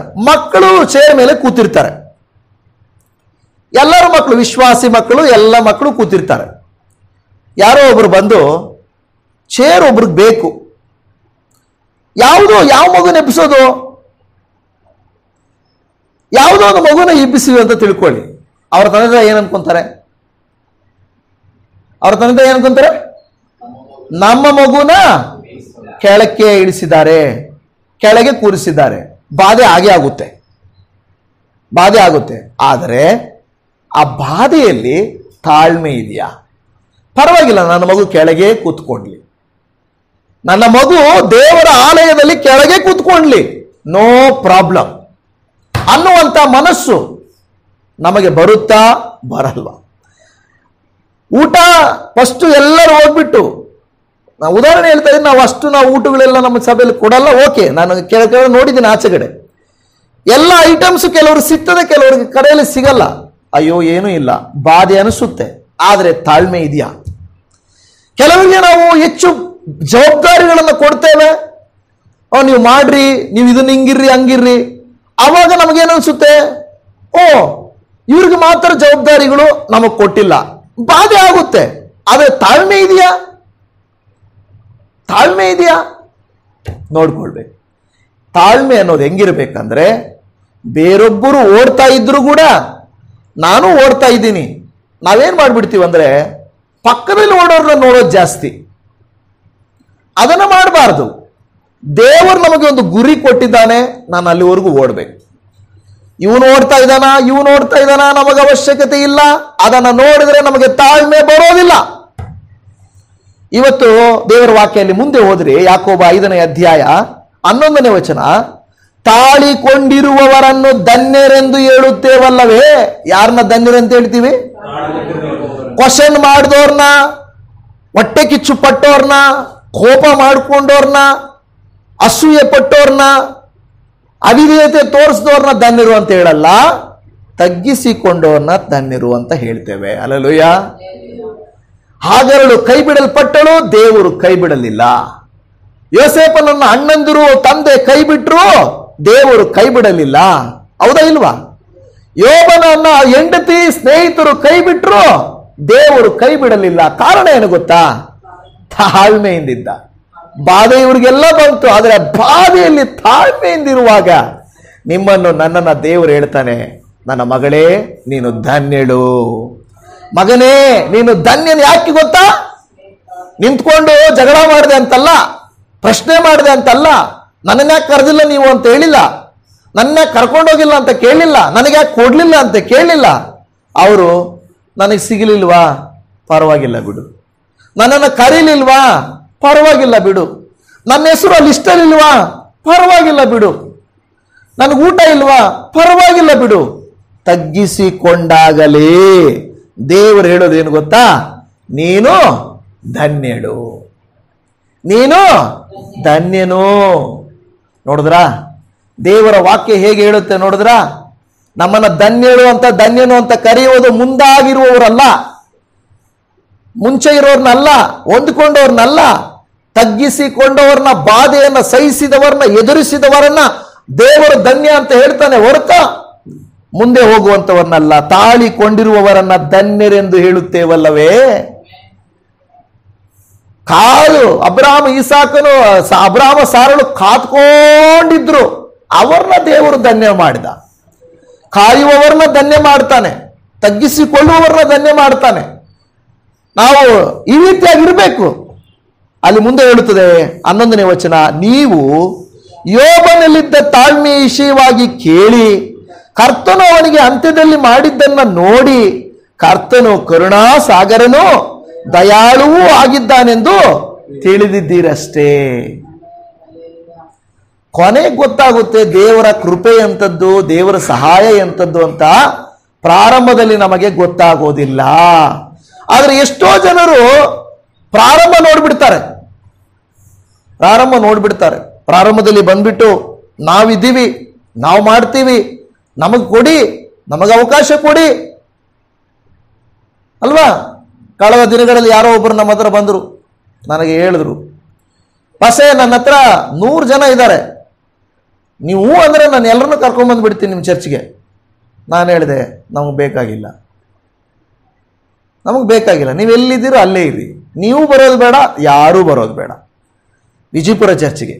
ಬೇರೆ ಕಡೆಯಿಂದ ನಾನು 100 ಜನ ಕರ್ಕೊಂಡ್ಬರ್ತೀನಿ. ಆವಾಗ ಯಾವಾಗ ಒಂದು 6 ತಿಂಗಳಿಗೋ 3 ತಿಂಗಳಿಗೋ ಒಂದ್ಸಾರಿ ಫೋನ್ ಮಾಡೋದು, ಅಷ್ಟೇ, ಈ ವಾರ ಬಂದ್ಬಿಡ್ತೀನಿ ನಾನು, ಅಲ್ಲಿ ಸರಿ ಇಲ್ಲ. ನಾನು ಹೇಳ್ತೀನಿ, ಅಲ್ಲಿ ಸರಿ ಇಲ್ಲ, ಇಲ್ಲಿ ಸರಿ ಇಲ್ಲ, ಯಾಕೆ ಅಲ್ಲೇ ಇರ್ರಿ. ಒಂದು ಸಾರಿ ಕೂಡ ಅವ್ರು ಫೋನ್ ಮಾಡಿದ್ರೆ ನೀವು ಬರ್ರಿ ಅಂತ ನಾನು ಹೇಳಕ್ ಹೋಗಲ್ಲ. ಯಾಕೆ ಬೇಕು ನಮಗೆ? ತಾಳ್ಮೆ ಇಲ್ಲದೆ ಇರೋರು ಇಲ್ಲಿ, ಅಲ್ಲಿ ತಾಳ್ಮೆ ಇಲ್ಲ ಅಂದ್ರೆ ಇಲ್ಲಿ ತಾಳ್ಮೆ ಇರಲ್ಲ ನಮಗೆ. ನಾನು ಯಾವಾಗ ಹೇಳೋದು, ದೇವರೇ ನಮಗೆ ಜನ ಜಾಸ್ತಿ ಆದಷ್ಟು ನಮಗೆ ನೋವು ಜಾಸ್ತಿ. ಸಭೆ ನಿಜ ಹೇಳ್ಬೇಕಾದ್ರೆ ಜನ ಜಾಸ್ತಿ ಆದಷ್ಟು ನೋವು ಜಾಸ್ತಿ. ಯಾಕೆಂದ್ರೆ ಎಲ್ಲರನ್ನೂ ಮಾತಾಡಬೇಕು, ಎಲ್ಲರನ್ನೂ ನೋಡಬೇಕು, ಎಲ್ಲರನ್ನೂ ಪೋಷಿಸ್ಬೇಕು. ನಾನು ಅಂದ್ಕೊಡ್ತಾ ಇರ್ತೇನೆ, ಆನ್ಲೈನಲ್ಲಿ ಇರೋರ್ನ ಪಾಪ ಆದರಣೆ ಹೇಳ್ತೀವಿ, ವಾಕ್ಯ ಹೇಳ್ತೀವಿ, ಅವರೊಟ್ಟಿಗೆ ಮಾತಾಡ್ತೀವಿ. ಆದರೆ ಸಭೆಗೆ ಬಂದಾಗ ಏನ್ ಮಾಡಬೇಕು, ಅವ್ರಿಗೆ ನೇರವಾಗಿ ವಾಕ್ಯ ಹೇಳಬೇಕು, ನೇರವಾಗಿ ಅವ್ರಿಗೆ ಪ್ರಾರ್ಥನೆ ಮಾಡಬೇಕು, ನೇರವಾಗಿ ಅವ್ರ ಮನೇನ ದರ್ಶನ ಮಾಡಬೇಕು, ಎಲ್ಲ ಮಾಡಬೇಕು. ಎಷ್ಟಲ್ವಾ? ಆದ್ರೆ ಏನಾದ್ರೂ ನಾವು ಒಂದು ಸಣ್ಣ ಮಿಸ್ಟೇಕ್ ಮಾಡಿದ್ರೆ ಅವ್ರ ಮನೆಗೆ ಹೋಗ್ಬೇಕು, ಅವ್ರಿಗೆ ವಾಕ್ಯ ಹೇಳಬೇಕು, ಅವ್ರಿಗೆ ಪ್ರಾರ್ಥನೆ ಮಾಡಬೇಕು, ಯಾವಾಗಾದ್ರೂ ಅವ್ರಿಗೆ ಊಟ ಕೊಡಬೇಕು, ಯಾವಾಗಾದ್ರೂ ಅವ್ರ ಮಕ್ಕಳ ಬರ್ತಡೇ ಆದ್ರೂ ಹೋಗ್ಬೇಕು, ವಿವಾಹ ದಿನ ಆದ್ರೂ ಹೋಗ್ಬೇಕು. ನಾವೇನಾದ್ರೂ ಒಂದು ಸಣ್ಣ ಮಿಸ್ಟೇಕ್ ಮಾಡಿದ್ರೆ ಏನ್ ಹೇಳಿದಾರೆ, ಅಯ್ಯೋ ಪಾಸ್ಟ್ರು ಸರಿ ಇಲ್ಲ, ಪಾಸ್ಟ್ರು ಬಾಧೆ ಯಾರಿಗೆ? ನಾವು ಸೇವೆ ಈಗ ಒಂದು ವೇಳೆ 2 ಕಡೆ ಪ್ರೇಯರ್ಗೆ ಹೋಗ್ಬೇಕು, 2-3 ವಿಡಿಯೋ ಮಾಡಬೇಕು, 2-3 ಜನ ಕಾಲ್ಸ್ ಮಾತಾಡಬೇಕು, ನಮ್ಮ ಮನೆಯನ್ನ ನೋಡ್ಕೋಬೇಕು. ಇದೆಲ್ಲ ಮಾಡುವಾಗ ಬಾಧೆ, ಒತ್ತಡ ಅನ್ನೋದು ನಮಗಿದೆ. ನನ್ನ ಹಾಗೆ ನಿಮಗೂ ಇದೆ, ನಿಮ್ಮ ಮನೆ, ನಿಮ್ಮ ಕೆಲಸ ಕಾರ್ಯ ಎಲ್ಲ ಇದೆ. ಆದರೆ ಎಲ್ಲರೂ ಯಾವಾಗ ಆಲೋಚನೆ ಮಾಡೋದೇನು ಗೊತ್ತಾ, ಇವರು ನಮ್ಮನ್ನು ಗಮನಿಸ್ತಾ ಇಲ್ಲ, ಇವರು ನಮ್ಮ ಕಡೆಗೆ ಇದು ಮಾಡ್ತಾ ಇಲ್ಲ ಅಂತ. ನಾನು ಹೇಳೋದೇನೆಂದರೆ, ದೇವರ ವಾಕ್ಯವನ್ನು ಆಲಿಸುವ ನಾವು, ದೇವರ ಮಕ್ಕಳಾಗಿರುವಂತ ನಾವು, ಈ ಪ್ರತಿ ಬಾಧೆ ಬಂದಾಗ ನಾನು ಕೆಲವು ಸಾರಿ ನನಗೆ ಹೇಳ್ಕೊಡ್ತೇನೆ, ನಾನೇ ಹೇಳ್ತೀನಿ. ಏನಾದರೂ ತುಂಬ ಬಾಧೆ ಆದಾಗ ಹೇಳೋದಂದ್ರೆ, ರಮೇಶ್ ತಾಳ್ಮೆಯಿಂದಿರು. ನನ್ನ ಹೆಸರು ನಾನೇ ಹೇಳ್ಕೊಬೇಕು. ನಿಜ, ನಿಮ್ಮ ಹೆಸರು ನೀವೇ ಹೇಳ್ಕೊಬೇಕು. ಹೇಳ್ಕೊಳ್ಳಿ, ಯಾವಾಗಾದರೂ ನಿಮ್ಮ ಹೆಸರು ಹೇಳ್ಬೇಕು, ರಮೇಶ್. ಆ ಹೆಸರು ಹೇಳಲೇಬೇಕು. ತಾಳ್ಮೆಯಿಂದಿರು ಅಂತ ಹೇಳಿದ್ರೆ ಸಾಕಾಗಲ್ಲ. ನಿಮ್ಮ ಹೆಸರು ಹೇಳ್ಬಿಟ್ಟು ರಮೇಶ್ ತಾಳ್ಮೆಯಿಂದಿರು. ಕೆಲವು ಸಾರಿ ಗಾಡಿ ಸ್ಪೀಡಾಗಿ ಓಡುವಾಗ ಇದ ಮಾತು ಹೇಳ್ತೀನಿ ನಾನು, ರಮೇಶ್ ಸ್ವಲ್ಪ ನಿಧಾನಪ್ಪ, ಆನೆಸ್ಟ್ ಆಗಿ. ಯಾಕೆಂದ್ರೆ ಕೆಲವು ಸಾರಿ ಹೋಗುವಾಗ ಕೆಲವು ಟೆನ್ಷನ್ ಆಗುತ್ತೆ ನಮಗೆ. ಏನೋ ಒಂದು 2-3 ಸ್ವಲ್ಪ ಒಂದು ಸಣ್ಣ ಅನಿಸ್ದಾಗ, ಓ ನಾನು ಸ್ಪೀಡಾಗಿ ಹೋಗ್ತಾ ಇದ್ದೀನಿ, ರಮೇಶ್ ನಿಧಾನಪ್ಪ, ರಮೇಶ್ ತಾಳ್ಮೆನಪ್ಪ ಅಂತ ಹೇಳುವಾಗ ಆವಾಗ ನನ್ನ ಮನಸ್ಸು ನನಗೆ ಕರೆಕ್ಟ್. ಯಾಕಂದ್ರೆ ಬೇರೆಯವ್ರಿಗೆ ಏನಾದರೂ ನಾವು ಹೇಳಿದ್ವಿ, ಉದಾಹರಣೆಗೆ ನಾನು ಹೋಗ್ತಾ ಇರ್ತೀನಿ, ಸರ್ ನಿಧಾನ ಓಡಿಸ್ರಿ ಅಂದರೆ ನನಗೆ ಇಷ್ಟ ಆಗಲ್ಲ ಅಲ್ವಾ. ನಮ್ಮ ಹೆಂಡತಿ ಸ್ವಲ್ಪ ನಿಧಾನ ಓಡಿಸಪ್ಪ, ಸುಮ್ಮನೆ ಕುತ್ಕೊಂತ ಹಿಂದ್ಗಡೆ ಅಂತ ನಾನು ಹೇಳ್ಬೋದು. ಆದರೆ ನನಗೆ ನಾನೇ ಹೇಳ್ಕೊಂಡ್ರೆ ಅಲ್ವಾ. ರಮೇಶ್ ಯಾರಿಗೆ, ಉದಾಹರಣೆಗೆ ನಿಮಗೆ ಹೇಳಿದ್ರು ಸಿಸ್ಟರ್ ಹಂಗೆ ಮಾಡಬೇಡ್ರಿ ಅಂದ ತಕ್ಷಣ ಇದೇನು ಪಾಸ್ಟ್ರು ಹೆಂಗೆ ಹೇಳ್ತಾರೆ ಅಲ್ವಾ. ನಿಮಗೆ ನಾನು ಹೇಳಿದ್ರೆ ತಪ್ಪು, ಆದರೆ ನಿಮಗೆ ನೀವೇ ಹೇಳ್ಕೊಂಡ್ರೆ, ಮಗನೇ ನನ್ನ ಬಗ್ಗೆ ನಮ್ಮ ಹೆಸರು ಹೇಳಿ, ರಮೇಶ್ ತಾಳ್ಮೆಯಿಂದಿರಪ್ಪ, ರಮೇಶ್ ತಪ್ಪು ಮಾಡ್ತಾ ಇದೀಯಪ್ಪ, ರಮೇಶ್ ಸರಿ ಇಲ್ಲಪ್ಪ, ಇರು ಸ್ವಲ್ಪ ತಗ್ಗಿಸ್ಕೋ ಅಂತ ಹೇಳುವಾಗ ಕೆಲವು ಸಾರಿ ಯಾರ್ಯಾರನ್ನೋ ಗೌರವಿಸ್ತಾರೆ, ಯಾರ್ಯಾರನ್ನೋ ಮಾತಾಡ್ತಾರೆ, ಯಾರ್ಯಾರನ್ನೋ ಏನೇನೋ ಹೇಳ್ತಾರೆ. ನಮ್ಮ ಬಗ್ಗೆ ಏನು ಹೇಳೋದು, ರಮೇಶ್ ತಾಳ್ಮೆಯಿಂದಿರಪ್ಪ, ಮನುಷ್ಯರ ಮಾತು ಬೇಡಪ್ಪ. ಅವನು ನಿನ್ನ ಪ್ರೀತಿ ಮಾಡದೆ ಹೋದ್ರು ಕೆಲವು ಸಾರಿ ನಿಮಗೆ ಹೇಳಬೇಕು, ಪಾಸ್ಟ್ ನಿಮ್ಮ ಫೋನ್ ಎತ್ತಿಲ್ವಾ, ನಿಮ್ಮ ಹೆಸರು ನೀವೇ ಹೇಳ್ಕೊಂಡು ನೀನು ತಾಳ್ಮೆಯಿಂದಿರು. ಪಾಸ್ಟ್ ಏನು ದೇವರಲ್ಲ, ದೇವರು ನೋಡ್ತಾ ಇದ್ದಾನೆ. ಪಾಸ್ಟ್ ಫೋನ್ ಎತ್ತಿಲ್ಲ ಅಂದ್ರು ನಿನ್ನ ಫೋನನ್ನು ಎತ್ತಲಿಕ್ಕೆ ದೇವರಿದ್ದಾನೆ, ನೀನು ತಾಳ್ಮೆಯಿಂದಿರು ಅಂದ್ಕೋಬೇಕು. ಎಷ್ಟು ಸಾರಿ ಪಾಸ್ಟ್ರೆ ಫೋನ್ ಮಾಡೋದು, ಫೋನ್ ನಂಬರ್ ಯಾಕೆ ಬಿಡ್ತೀರಾ, ಫೋನ್ ಮಾತ್ರ ಎತ್ತಲ್ಲ. ಹೌದಾ ಸಿಸ್ಟರ್, ಆಯ್ತು ಸಿಸ್ಟರ್, ಇಲ್ಲ ಸಿಸ್ಟರ್ ಬ್ಯುಸಿ ಇದೆ ಸಿಸ್ಟರ್, ಅದಕ್ಕೆ ಪಾಸ್ಟರ್ ನಾವು ಫೋನ್ ಮಾಡೋಕ್ಕೆ ಹೋಗಲ್ಲ. ಹೌದಾ ಸಿಸ್ಟರ್, ಆಯಿತು ಕ್ಷಮೆ ಇರಲಿ ಸಿಸ್ಟರ್, ಓಕೆ ಸಿಸ್ಟರ್. ಕೆಲವು ಸಾರಿ ನನಗೂ ಕೋಪ ಬಂದ್ಬಿಡುತ್ತೆ. ಹೌದು ಫೋನ್ ಎತ್ತಿಲ್ಲ, ಕೆಲಸ ಇದೆ, ನೀವು ಯಾಕೆ ಹೆಂಗೆ ಮಾತಾಡ್ತೀರಾ, ನಮಗೂ ತಾಳೆ ಕೆಟ್ಟುಬಿಡುತ್ತೆ. ಕೆಲವು ಸಾರಿ ಬಾಧೆ ಆದಾಗ ಜನರಿಗೆ ಏನಾಗ್ಬಿಡುತ್ತೆ, ತಾಳ್ಮೆ ಕೆಟ್ಟೋಗುತ್ತೆ. ಯೋಬನ ವಿಷಯ ಇಲ್ಲಿ ವಾಕ್ಯ ಹೇಳ್ತಾ ಇದ್ದಾನೆ. ಯಾಕೋಬನು ಸ್ನೇಹಿತರು ಬಂದು ಅವನನ್ನು ಬಾಧೆಪಡಿಸಿದ್ರು, ಹೆಂಡತಿ ಬಂದು ಬಾಧೆಪಡಿಸಿದ್ರು, ಆಲ್ರೆಡಿ ಬಾಧೆಯಲ್ಲಿದ್ದಾನೆ. ಕೆಲವು ಸಾರಿ ನಾವು ಹಿಂಗೆ ಹೇಳ್ತೀವಿ, ಆಲ್ರೆಡಿ ನೊಂದೋಗಿದ್ದೀನಪ್ಪ, ಆಲ್ರೆಡಿ ನಾನು ಬೆಂದೋಗಿದ್ದೀನಿ, ಆಲ್ರೆಡಿ ನನ್ನ ಕೆಲಸ ಆಗೋಗಿದೆ, ಇನ್ನೂ ನನ್ನ ನೋಯಿಸೋಕ್ಕೆ ಏನಿದೆ, ಯಾಕೆ ನನ್ನನ್ನು ನೋಯಿಸ್ತೀರಾ, ಯಾಕೆ ನನ್ನನ್ನು ಬಾಧಿಸ್ತೀರಾ ಅಂತ ಕೆಲವು ಸಾರಿ ಕೆಲವರು ಹೇಳ್ತಾರಲ್ವ. ನಿಜ ಹೇಳ್ತಾರೆ, ಯಾಕೆಂದರೆ ಬಾಧೆ ಆಲ್ರೆಡಿ. ಕೆಲವರು ಹೇಳ್ತಾರೆ, ನನ್ನ ಮಕ್ಕಳಿಂದ ಬಾಧೆ ಪಟ್ಟಿದ್ದೀನಪ್ಪ, ನನ್ನ ಹೆಂಡತಿಯಿಂದ ಬಾಧೆ ಪಟ್ಟಿದ್ದೀನಿ, ಗಂಡನಿಂದ ಬಾಧೆ ಪಟ್ಟಿದ್ದೀನಿ, ನನ್ನ ಕೆಲಸದ ಹತ್ರ ತುಂಬ ಬಾಧೆ ಪಟ್ಟಿದ್ದೀನಿ, ಎಲ್ಲ ಬಾಧೆ ಪಟ್ಟಿದ್ದೀನಿ, ಇನ್ನೂ ನನ್ನನ್ನು ಬಾಧೆ ಪಡಿಸ್ಬೇಡ್ರಿ. ಯೋಬನ ವಿಷಯದಲ್ಲೇ ಹೇಳ್ತಾನೆ, ಖಂಡಿತವಾಗಿಯೂ ಅದೇನು ಆಡಬೇಕಂದ್ರೆ, ಯಾವಾಗ ನಮ್ಮ ಮೇಲೆ ರೌದ್ರ ಬರುತ್ತೋ, ನಮಗೆ ವಿರುದ್ಧ ಬರುತ್ತದೋ, ನಾವೇನು ಮಾಡಬೇಕಂದ್ರೆ ತಾಳ್ಮೆಯಿಂದ ಇರಬೇಕು. ಒಂದು ವಾಕ್ಯವನ್ನು ಓದಿಕೊಳ್ಳೋಣ. ಇಬ್ರಿಯರಿಗೆ ಬರೆದ ಪತ್ರಿಕೆ 11ನೇ ಅಧ್ಯಾಯ 27ನೇ ವಚನವನ್ನು ಓದಿಕೊಳ್ಳೋಣ. ಇಬ್ರಿಯರಿಗೆ ಬರೆದ ಪತ್ರಿಕೆ 11ನೇ ಅಧ್ಯಾಯ 27ನೇ ವಚನ. ಅವನು ಅರಸನ ರೌದ್ರಕ್ಕೆ ಭಯಪಡದೆ ಐಗುಪ್ತ ದೇಶವನ್ನು ಬಿಟ್ಟು ಹೋದದ್ದು ನಂಬಿಕೆಯಿಂದಲೇ. ಅವನು ಅದೃಶ್ಯನಾಗಿರುವಾತನನ್ನು ದೃಷ್ಟಿಸುವವನೋ ಎಂಬಂತೆ ದೃಢಚಿತ್ತನಾಗಿದ್ದನು ಅಂತ ನೋಡ್ತಾ ಇದ್ದೇವೆ. ಕೆಲವು ಕಡೆಯಲ್ಲಿ ಅರಸನು ಬಾಧಿಸುತ್ತಾನೆ. ಯಾರು? ರಾಜ್ಯ ಯಾರದು ಆ ಕಾಲದಲ್ಲಿ? ರಾಜಂದು. ಅರಸನನ್ನ ಬಿಟ್ಟು ಆ ಸ್ಥಳದಲ್ಲಿ ಏನು ನಡೆಯಂಗಿಲ್ಲ. ಅರಸನೇ ನಮಗೆ ವಿರೋಧವಾಗಿ ನಿಂತರೆ, ಬಾಧಿಸಿದರೆ ನಾವು ಎಲ್ಲಿ ಹೋಗೋದು? ದಾವೀದು ನಿಂಗೆ ಹೇಳ್ತಾನಲ್ವಾ, ಒಂದು ಕಡೆ ಸೌಲನು ಅರಸ, ರಾಜ್ಯದಲ್ಲಿ ಎಲ್ಲಿದ್ರು ಹೇಳ್ಬಿಡ್ತಾರೆ, ಯಾಕಂದ್ರೆ ಅರಸನ ಆಜ್ಞೆ ಫೈನಲ್. ಅರಸನಾದ ಸೌಲನು ಬಾಧಿಸ್ತಾ ಇದ್ದಾನೆ, ಈ ಕಡೆ ಮನೆಯಲ್ಲಿ ಮಗನಾದ ಅಬ್ಷಲೋಮನು ಬಾಧಿಸ್ತಾ ಇದ್ದಾನೆ. ಗೊತ್ತಲ್ವಾ? ಸೊ ಒಂದು ಕಡೆ ಅರಸನ ಬಾಧಿಸ್ತಾ ಇದ್ದಾನೆ, ಇನ್ನೊಂದು ಕಡೆ ಅಬ್ಷಲೋಮನು ಬಾಧಿಸ್ತಾ ಇದ್ದಾನೆ. ಎಲ್ಲಿಗೆ ಹೋಗ್ಬೇಕು? ಕೆಲಸದ ಹತ್ರ ಟಾರ್ಚರ್ ಆದರೆ ಮನೆಗೆ ಬಂದು ಸಮಾಧಾನವಾಗಿರ್ಬೋದು. ಕೆಲಸದ ಹತ್ರ ಟಾರ್ಚರು, ಮನೆಯಲ್ಲೂ ಟಾರ್ಚರ್ ಆದರೆ ಎಲ್ಲಿಗೆ ಹೋಗ್ತೀರಾ? ಅಲ್ವಾ? ದಾವೀದನ ಕಥೆ ಹಂಗಾಗಿದೆ. ಅರಸನ ರೌದ್ರಕ್ಕೆ ಅವನೇನು ಮಾಡಲಿ? ಇಲ್ಲಿ ಹೇಳ್ತದೆ ಈ ವಾಕ್ಯದಲ್ಲಿ, ಭಯಪಡದೆ ಐಗುಪ್ತ ದೇಶವನ್ನು ಬಿಟ್ಟು ಹೋದದ್ದು ನಂಬಿಕೆಯಿಂದಲೇ. ಅವನು ಅದೃಶ್ಯನಾಗಿರುವ ಆತನನ್ನು ದೃಷ್ಟಿಸುವವನು ಎಂಬಂತೆ. ದೃಶ್ಯವಾಗಿರುವ ಕಾಣಿಸುವ ಅರಸನು ಬಾಧಿಸಬಹುದು, ಕಾಣಿಸದ ಅರಸನಾದ ದೇವರು ನಿನ್ನನ್ನು ಬಾಧಿಸುವುದಿಲ್ಲ. ದೇವರ ವಾಕ್ಯ ಹೇಳುತ್ತದೆ, ಕಾಣಿಸುವ ಮನುಷ್ಯರು ನಿನ್ನನ್ನು ಬಾಧಿಸ್ತಾರೆ, ಕಾಣಿಸದ ದೇವರು ನಿನ್ನನ್ನು ಬಾಧಿಸುವುದಿಲ್ಲ. ಮನುಷ್ಯರು ನಿನ್ನನ್ನು ವೇದಿಸಬಹುದು, ಆದರೆ ದೇವರು ನಿನ್ನನ್ನು ಬಾಧಿಸುವುದಿಲ್ಲ. ನಿನಗೆ ತಾಳ್ಮೆಯನ್ನು ದೇವರು ಕೊಡುತ್ತಾನೆ. ಇಬ್ರಿಯರಿಗೆ ಬರೆದ ಪತ್ರಿಕೆ 11ನೇ ಅಧ್ಯಾಯ 36-37ನೇ ವಚನದಲ್ಲಿ ಹೇಳ್ತದೆ, ಬೇರೆ ಕೆಲವರು ಅಪಹಾಸ್ಯ, ಕೊರಡೆಯ ಪೆಟ್ಟು, ಬೇಡಿ, ಸೆರೆಮನೆ ಇವುಗಳನ್ನು ಅನುಭವಿಸಿದರು. ನಾವ್ಯಾರಾದ್ರೂ ಇದನ್ನು ಅನುಭವಿಸ್ತಾ ಇದ್ದೀವ? ಅಲ್ಲಿ ಹೇಳ್ತದೆ ಅಪಹಾಸ್ಯ, ಕೊರಡೆಯ ಪೆಟ್ಟು, ಬೇಡಿ, ಸೆರೆಮನೆ ಇವುಗಳನ್ನು ಅನುಭವಿಸಿದರು. ಕೆಲವು ಸಾರಿ ಸೇವೆ ಮಾಡುವ ನಾವು, ವಿಶ್ವಾಸಿಗಳಾಗಿರುವ ನಾವು ಇದನ್ನು ಅನುಭವಿಸ್ತಾ ಇಲ್ಲ, ಆದರೆ ಇದರ ರೂಪ ಬೇರೆ ಇರಬಹುದು. ನಿಮಗೆ ಶರೀರದ ಮೇಲೆ ಏಟು ಬೀಳ್ತಾ ಇಲ್ಲ, ಮನಸ್ಸಿನ ಮೇಲೆ ಏಟು ಬೀಳ್ತಾ ಇದೆ. ಹೌದಲ್ವಾ? ಯಾರು ನಿಮ್ಮನ್ನು ಹೊಡಿತಾ ಇಲ್ಲ, ಆದರೆ ಕೆಲವರ ಮಾತುಗಳು ನಿಮ್ಮನ್ನು ಹೊಡೆದಂಗಿದೆ, ದೂಷಿಸ್ತಾ ಹಾಗೆ ಇದೆ. ದೇವರು ವಾಕ್ಯ ಹೇಳುತ್ತದೆ, ಮುಂದಕ್ಕೆ ಹೋಗುವಾಗ ಕೆಲವರನ್ನ ಜನರು ಕಲ್ಲೆಸೆದು ಕೊಂದರು, ಕೆಲವರನ್ನ ಗರಗಸದಿಂದ ಕೊಯ್ದು ಕೊಂದರು. ದೇವದ್ರೋಹಿಗಳಾಗಿ ಪ್ರಾಣವನ್ನು ಉಳಿಸಿಕೊಳ್ಳಿರೆಂದು ಕೆಲವರನ್ನ ಪ್ರೇರೇಪಿಸಿದ್ರು.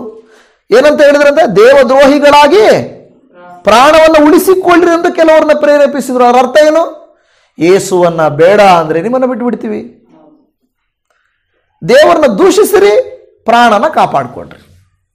ನೋಡಿ, ಇಂಥ ಬಾಧೆಯನ್ನೆಲ್ಲ ಅವರು ಅನುಭವಿಸಿದ್ರು. ಟಾರ್ಚರ್ ಕೊಡ್ತಾ ಇರುವಾಗ ಆ ಬಾಧೆಯಲ್ಲಿ ಅವರು ತಾಳ್ಮೆ ಕಳ್ಕೊಳ್ಳಲಿಲ್ಲ, ತಾಳ್ಮೆಯನ್ನ ಸಹಿಸಿಕೊಂಡ್ರು, ತಾಳ್ಮೆಯಿಂದ ಇದ್ದರು.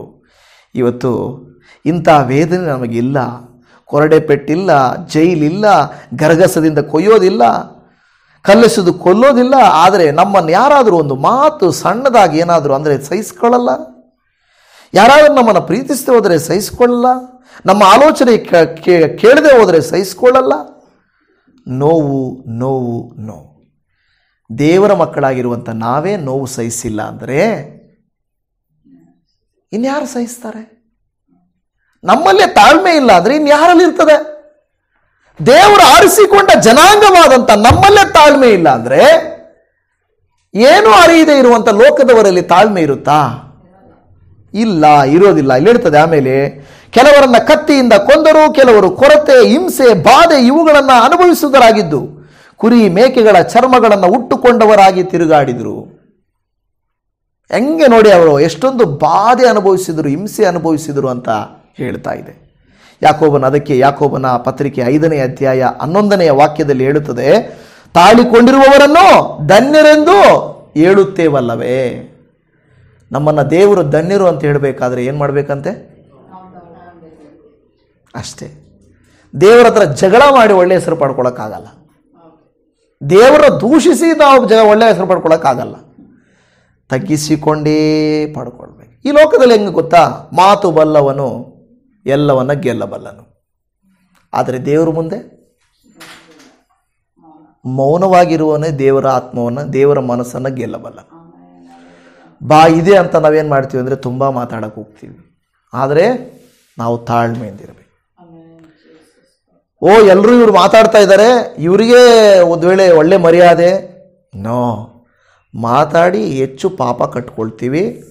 ಮಾತಾಡಿದ್ರೆ ಸರಿ ಇರಬೇಕು, ನ್ಯಾಯ ಇರಬೇಕು, ದೇವರ ಚಿತ್ತಕ್ಕನುಸಾರವಾಗಿರಬೇಕು. ಇಲ್ಲ ಅಂದರೆ ನನಗೆ ಯಾಕೆ ಬೇಕಪ್ಪ, ಅವ್ರು ಮಾಡಲಿ, ನನ್ನ ಜೊತೆಯಲ್ಲಿರ್ತೀನಿ. ಅವರೇ ಲೀಡ್ರ್ ಆಗಲಿ, ನಾನೇ ಅಸಿಸ್ಟೆಂಟ್ ಆಗ್ತೀನಿ ಅಲ್ವಾ? ಆದರೆ ಕೆಲವು ಸಾರಿ ಗ್ರೂಪ್ಗಳಲ್ಲಿ ಎಲ್ಲಾದರೂ ಇವ್ರು ಲೀಡ್ರು, ನನಗೇನು ಅರ್ಹತೆ ಇಲ್ವಾ ಅಂದ್ಕೊಂಡ್ಬಿಟ್ರೆ ಅರ್ಹತೆ ಇದೆ. ಆದರೆ ಅವರೇ ಲೀಡ್ರ್ ಆಗಲಿ, ನಾನೇ ಅಸಿಸ್ಟೆಂಟ್ ಆಗ್ತೀನಿ. ಅವರೇ ಶಿಷ್ಯರಾಗಲಿ, ನಾನೇ ಸೇವಕ ಆಗ್ತೀನಿ ಅಲ್ವಾ? ನೋಡಿ, ಅಪೋಸ್ತಲರು ಇದ್ರಲ್ವಾ, ಅಪೋಸ್ತಲರಿಗಿಂತ ಮುಂಚೆ ಸ್ಟೆಫನನು ಆತ ಸಾಕ್ಷಿ ಆದನು. ಅಪೋಸ್ತಲರಲ್ಲ, ಅಪೋಸ್ತಲರು ಗ್ರೇಡ್ ಮೇಲೆ ಇತ್ತು, ಸ್ಟೆಫನನ ಗ್ರೇಡ್ ಕೆಳಗಡೆ ಇತ್ತು. ಬಟ್ ಫಸ್ಟ್ ಹೆಚ್ಚು ಶಿಷ್ಯರಿಗಿಂತಲೂ ಸ್ಟೆಫನನನ್ನು ದ ಫಸ್ಟ್ ಮಾರ್ಟೈರ್ ಅಂತ ಹೇಳ್ತಾರೆ. ಮೊದಲಾತ ಸಾಕ್ಷಿ ಸ್ಟೆಫನನು. ಅವನೇನಕ್ಕೆ ಆಯ್ಕೆ ಮಾಡಿದ್ದವರು? ಏನಕ್ಕೆ ಆಯ್ಕೆ ಮಾಡಿದ್ದು? ಸಭೆಯಲ್ಲಿ ಸೇವೆ ಮಾಡೋದಕ್ಕೋಸ್ಕರ. ಅಯ್ಯೋ, ನಾವು ವಾಕ್ಯ ಹಂಚಕ್ಕೆ ನಮಗೆ ಟೈಮ್ ಇಲ್ಲ, ನಾವು ಪ್ರಾರ್ಥನೆ ಮಾಡೋಕ್ಕೆ ಟೈಮ್ ಇಲ್ಲ, ಯಾವಾಗಲೂ ಈ ಊಟ ವಿಷಯದಲ್ಲಿ ತುಂಬ ಟೈಮ್ ಹೋಗ್ಬಿಡ್ತಾ ಇದೆ, ಅದಕ್ಕೆ ನಾವು ಒಂದು 7 ಜನನ ಆಯ್ಕೆ ಮಾಡ್ಕೊಳ್ತೀವಿ. ಆ 7 ಜನ ಈ ಊಟ ಕೆಲಸ, ಏನಾದರೂ ಅಲ್ಲಿ ಕ್ಲೀನಿಂಗ್ ಕೆಲಸ, ಆರ್ಗನೈಸ್ ಮಾಡೋ ಕೆಲಸ ಅವ್ರಿಗೆ ನಾವು ಕೊಡ್ತೀವಿ, ಅವ್ರು ನೋಡ್ಕೊಳ್ಳಿ ಅಂತ ಸೆಕೆಂಡ್ ಗ್ರೇಡ್. ಆದರೆ ದೇವರು ನೀನು second grade, third grade, last grade ಇದ್ರೂ ಕೂಡ ದೇವರು ನಿಮ್ಮನ್ನು ನೋಡ್ತಾ ಇರ್ತಾನೆ. ಪುಲ್ಪಿಟ್ ಮೇಲೆ ನಿಂತ್ಕೊಳ್ಳೋ, ಮಾತಾಡೋ, ನನ್ನನ್ನೆಲ್ಲ ದೇವರು ನೋಡೋದು, ನನ್ನನ್ನೆಲ್ಲ ನೋಡೋದು. ನನ್ನ ನೋಡಲ್ಲ ಅಂತಲ್ಲ, ನನ್ನನ್ನು ನೋಡುವ ದೇವರು ನಿಮ್ಮನ್ನು ನೋಡ್ತಾರೆ. ನನ್ನನ್ನು ನೋಡುವ ದೇವರು, ದೊಡ್ಡ ಸೇವಕನು ಸ್ಟೇಜ್ ಮೇಲೆ ನಿಂತ್ಕೊಂಡು ಅದ್ಭುತಗಳನ್ನು ಮಾಡುವ ದೇವರು, ಎಲ್ಲೋ ಹೊರಗಡೆ ಕಸ ಗುಡಿಸೋನು ಕೂಡ ದೇವರು ನೋಡ್ತಾ ಇರ್ತಾನೆ. ದೇವರು ನೋಡೋದು ನೀನೆಷ್ಟು ತಾಳ್ಮೆಯಿಂದಿದೀಯಾ, ನೀನೆಷ್ಟು ನಂಬಿಗಸ್ತಳಾಗಿದ್ದೀಯಾ, ಹೇಗೆ ನೀನು ದೇವರಿಗೆ ಮಾಡ್ತಾ ಇದೀಯ ಅಂತ ದೇವರು ನೋಡ್ತಾನೆ ಹೊರತು ಬೇರೇನು ಇಲ್ಲ. ವಾಕ್ಯವು ಹೇಳುತ್ತದೆ, ತಾಳಿಕೊಂಡವರನ್ನೇ ದೇವರು ಧನ್ಯನೆಂದು ಹೇಳುತ್ತಾರೆ ಹೊರತು ಬೇರೆ ಅಲ್ಲ. ರೋಮಾಪುರದವರಿಗೆ ಬರೆದ ಪತ್ರಿಕೆಯಲ್ಲಿ 5ನೇ ಅಧ್ಯಾಯ 3 ಮತ್ತು 4ನೇ ವಚನ ಹೇಳುತ್ತದೆ, ಇದು ಮಾತ್ರವಲ್ಲದೆ, ರೋಮಾಪುರದವರಿಗೆ ಬರೆದ ಪತ್ರಿಕೆ 5, 3, 4, ಇದು ಮಾತ್ರವಲ್ಲದೆ ನಮಗೆ ಉಂಟಾಗುವ ಉಪದ್ರವಗಳಲ್ಲಿಯೂ ಉಲ್ಲಾಸವಾಗಿದ್ದೇವೆ. ಏನು ಉಪದ್ರವಗಳಲ್ಲಿ ಉಲ್ಲಾಸ ಅಂದರೆ, ನಮ್ಮನ್ನು ಸೆಲೆಕ್ಟ್ ಮಾಡದೇ ಇದ್ದರೂ, ನಮ್ಮನ್ನು ಕರ್ಕೊಂಡೋಗಿಲ್ಲ ಅಂದರು, ನಮಗೆ ಕೊಡದೇ ಇದ್ದರು, ನಮ್ಮನ್ನು ಪ್ರೀತಿಸದೇ ಇದ್ದರು, ನಮ್ಮ ಕಡೆ ನೋಡದೇ ಇದ್ದರು, ದೇವರೇ ನಿನಗೆ ಸ್ತೋತ್ರಪ್ಪ ಅಂದ್ಕೊಂಡು ಹೋಗ್ತಾ ಇರಬೇಕು. ಆ ರೀತಿ ಹೋಗುವಾಗಲೇ ದೇವರು ನಮ್ಮನ್ನು ಮೇಲಕ್ಕೆ ಎತ್ತುತ್ತಾರೆ. ಖಂಡಿತ ಪ್ರಿಯ ದೇವಜನವೇ, ಖಂಡಿತ. ನಾನು ಹೇಳ್ತೀನಲ್ಲ, ನಮ್ಮ ಬಗ್ಗೆ ಹೇಳ್ಕೋಬಾರ್ದು. ನಾವು ಯಾವುದೇ ಸೇವಕ, ಯಾವುದೇ ವಿಶ್ವಾಸಿ ಗೊತ್ತಿರಲಿಲ್ಲ. ನಾನು ಕೆಲವು ಸಾರಿ ಅಂದ್ಕೊಳ್ತಾ ಇದ್ದೆ, ಬೆಂಗಳೂರಲ್ಲಿ ಯಾವುದಾದ್ರೂ ಒಂದು ಪಾಸ್ಟರ್ಸ್ ಮೀಟಿಂಗ್ ಹೋದರೆ ಪಾಸ್ಟರ್ಗಳು ಪರಿಚಯ ಆಗ್ತಾರೆ ಅಂತ. ಇದು ಸತ್ಯ, ದೇವ್ರಿಗೆ ಗೊತ್ತು ನನ್ನ ಮಾತು. ಊರಲ್ಲಿದ್ದಾಗ ನಾನು ಅಂದ್ಕೊಳ್ತಾ ಇದ್ದೆ, ಎಲ್ಲಾದರೂ ಪಾಸ್ಟರ್ಸ್ ಮೀಟಿಂಗು ಇಲ್ಲ ಮೀಟಿಂಗ್ ಎಲ್ಲಾದ್ರೂ ನಡೆದ್ರೆ, ಈಗ ಒಂದು ಕೂಟ, ಪ್ರೇಯರ್ ಕೂಟ ನಡೀತಾ ಇರ್ತದೆ, ಈಗ ಇಲ್ಲಿ ನಡೀತಾ ಇದೆ, ಅಲ್ಲೋಗಿ ಕೂತ್ಕೊಂಡ್ರೆ ಯಾರಾದರೂ ಪರಿಚಯ ಆಗ್ತಾರೇನೋ ಅಂತ ಆಸೆ ಪಡ್ತಾ ಇದ್ದೆ ನಾನು. ನೀವು ನಂಬಲ್ಲ, ಎಲ್ಲಾದ್ರಲ್ಲಿ ಒಂದು ಪ್ರೇಯರ್ ಚರ್ಚ್ ಅಲ್ಲಿ ಹೋಗಿ ಕೂತ್ಕೊಂಡ್ರೆ ಯಾರಾದ್ರೂ ನಮ್ಮ ಹತ್ರ ಮಾತಾಡ್ತಾರೇನೋ, ಪರಿಚಯ ಆಗ್ತಾರೇನೋ ಅಂತ. ಆದರೆ ಕೆಲವು ಸಾರಿ ಚರ್ಚ್ಗಳಲ್ಲಿ ಹೋದ್ರೆ ಹೆಂಗೆ ಗೊತ್ತಾ, ಅವ್ರ ಪ್ರೇಯರ್ ಮುಗಿಸ್ತಾರೆ, ಯಾರೋ ಹೊಸಬ್ರು ಅಂದ್ಕೊಂಡು ಹೋಗ್ತಾ ಇರ್ತಾರೆ, ಯಾರೂ ನಿಮ್ಮನ್ನು ಮಾತಾಡಲ್ಲ. ಒಳ್ಳೆ ಚರ್ಚ್ಗಳಲ್ಲಿ ಹೋಗಿ, ಅಟ್ಲೀಸ್ಟ್ ಸಣ್ಣ ಚರ್ಚ್ಗಳು ಹೋದ್ರೆ ಮಾತಾಡ್ತಾರೆ. ಒಳ್ಳೆ ದೊಡ್ಡ ಚರ್ಚಲ್ಲಿ ಹೋಗ್ರಿ, ನೀನು ಯಾವಪ್ಪ, ನೀನು ಯಾರಪ್ಪ ಅಂತ ಕೇಳಲ್ಲ. ಅವ್ರವ್ರ ಪಾಡಿಗೆ ಅವ್ರವ್ರನ್ನ ಗೊತ್ತಿರೋರನ್ನ ಪರಿಚಯ ಮಾತಾಡ್ಕೊಂಡು ಹೋಗ್ತಾ ಇರ್ತಾರೆ. ನಾವೇನಾದರೂ ಹೊಸದಾಗಿ ಹೋದರೆ ಹಿಂಗೆ ನಿಂತ್ಕೊಳ್ಬೇಕು. ಆದರೆ ತಾಳ್ಮೆಯಿಂದಿರುವಾಗ ದೇವರು ಒಂದು ದಿವಸ ನಮ್ಮನ್ನು ಮೇಲಕ್ಕೆ ಎತ್ತಾನೆ. ಇವತ್ತು ನಾನೆಲ್ಲಾದರೂ ಹೋದರೆ ನನ್ನನ್ನು ಗುರುತಿಸಿ ರಮೇಶ್ ಪಾಸ್ಟರ್ ಅಲ್ವಾ ಅಂತ ನಮ್ಮನ್ನು ಮಾತಾಡ್ತಾರೆ. ನಾನು ಯಾರನ್ನು ಪರಿಚಯ ಮಾಡ್ಕೊಳ್ಳೋದಲ್ಲ, ಅವ್ರು ನಮ್ಮನ್ನು ಪರಿಚಯ ಮಾಡ್ಕೊಳಕ್ಕೆ ಬರ್ತಾರೆ. ತಾಳ್ಮೆಯಿಂದಿರುವಾಗ ಸೇವೆಗೆ ಬಂದು, ಒಂದು ವೇಳೆ ನಾನು ಹೇಳ್ತಾ ಇರ್ತೀನಲ್ಲ, 95ನೇ ಇಸ್ವಿಯಲ್ಲಿ ನಾನು ದೇವರಿಗೆ ಸಮರ್ಪಣೆ ಮಾಡಿದ್ದು 35 ವರ್ಷ ಆಯಿತು. ಅಂದರೆ ನನ್ನ ದರ್ಶನ, ಅಲ್ಲಿ ಕಂಡ ದರ್ಶನ 35 ವರ್ಷ ಆಯಿತು ಅದನ್ನು ನೆರವೇರಲಿಕ್ಕೆ. ತಾಳ್ಮೆ ಇರಬೇಕು. ಬಾಧೆ ಆಗುತ್ತೆ. ಅದರಲ್ಲಿ ಎಷ್ಟು ನಾನು ತುಂಬ ವಿಷಯಗಳು ಯಾರೆಲ್ಲ ಏನು ನನ್ನನ್ನು ಬಾಧಿಸಿದ್ರೆ ನಾನು ಹೇಳಕ್ಕೆ ಹೋಗಿಲ್ಲ. ಎಷ್ಟೋ ಜನ ನನಗೆ ರಿಟರ್ನ್ ಕಾಲ್ ಮಾಡಿ ನಾನು ಸಭೆಯಲ್ಲಿದ್ದ ಬಿಟ್ಟಾಗ ಇನ್ನೆಷ್ಟು ಮೂರ್ಖನ ಯಾರೂ ಇಲ್ಲಪ್ಪ, ಒಳ್ಳೆ ಜಾಬು, ಏರೋಪ್ಲೇನಲ್ಲಿ ಕಳಿಸ್ತಾ ಇದ್ರು ಹೋಗೋಕ್ಕೆ ಬರೋಕ್ಕೆ, ಅಂಡಮಾನ್ ನಿಕೋಬಾರ್ಗೆ ಏರೋಪ್ಲೇನಲ್ಲಿ ಹೋಗಿ ಬರ್ತದೆ ಅಂತ ಒಳ್ಳೆ ಚಾನ್ಸ್ ಬಿಟ್ಬಿಟ್ಟು ಇಲ್ಲೆಲ್ಲೋ ಬಂದು ಹಳ್ಳಿಯಲ್ಲಿ ಇದ್ಬಿಟ್ಟಿದೀಯಾ ನೀನು. ಕೆಲವರನ್ನ ತಿರುಗಿ ಜಾಯಿನ್ ಮಾಡಿಸ್ತೀನಿ ಬಾ, ತಿರುಗಿ ಮಾತಾಡಿಸ್ತೀನಿ ಬಾ, ಜಸ್ಟ್ ಒಂದು ಸಾರಿ ಕೇಳ್ಬಿಡು ಅವ್ರನ್ನ, ಹೋಗಿ ಅವ್ರ ಹತ್ರ ಮಾತಾಡ್ಬಿಡು, ತಿರುಗಿ ಹೋಗ್ಬಿಡಿ ಅಂತೆ. ಇಲ್ಲ, ದೇವರು ನನ್ನನ್ನು ಕರೆದಿರೋದು ದೇವರ ಸೇವೆಗೆ ಅಂತ. ಸೊ ನಾನು ಹೇಳೋದೇನೆಂದರೆ, ಕೆಲವು ಸಾರಿ ನಮಗೆ ಅವಮಾನ ಆಗುತ್ತೆ, ದೇವರು ನಮ್ಮನ್ನು ನೋಡ್ತಾ ಇರ್ತಾನೆ. ನಿಮಗೆ ಬಾಧೆ ಆಗುತ್ತೆ, ದೇವರು ನೋಡ್ತಾ ಇರ್ತಾನೆ. ತಕ್ಕ ಕಾಲದಲ್ಲಿ ನಿಮ್ಮನ್ನು ಮೇಲಕ್ಕೆ ದೇವರು ತಾಳ್ಮೆ, ಅದಕ್ಕೆ ಹೇಳೋದು ಉಪದ್ರವದಲ್ಲಿ, ಇದು ಹೇಳ್ತದೆ ಉಪದ್ರವದಲ್ಲಿ ಉಲ್ಲಾಸವಾಗಿರ್ರಿ. ಯಾಕೆಂದರೆ ಉಪದ್ರವದಿಂದ ತಾಳ್ಮೆ ಹುಟ್ಟುತ್ತದೆ, ತಾಳ್ಮೆಯಿಂದ ಅನುಭವ ಸಿದ್ಧಿ ಹುಟ್ಟುತ್ತದೆ, ಅನುಭವದಿಂದ ನಿರೀಕ್ಷಣೆ ಹುಟ್ಟುತ್ತದೆ ಎಂದು ಬರೆದು. ಆ ಒಂದು ಮಾತನ್ನು ಮಾತ್ರ ಜ್ಞಾಪಕ ಇಟ್ಕೊಳ್ಳಿ, ಉಪದ್ರವದಿಂದ ತಾಳ್ಮೆ ಹುಟ್ಟುತ್ತದೆ. ಉಪದ್ರವದಿಂದ, ಎಲ್ಲಾದರೂ ಒಂದು ಕಡೆ ನೀವು ಕೆಲಸ ಮಾಡ್ತಾ ಇದ್ದೀರಾ, ಬಾಸ್ ಅಲ್ಲಿ ಬೈತಾ ಬೈತಾ ಬೈತಾ ಬೈತಾ ಬೈತಾ ಇರ್ತಾನೆ.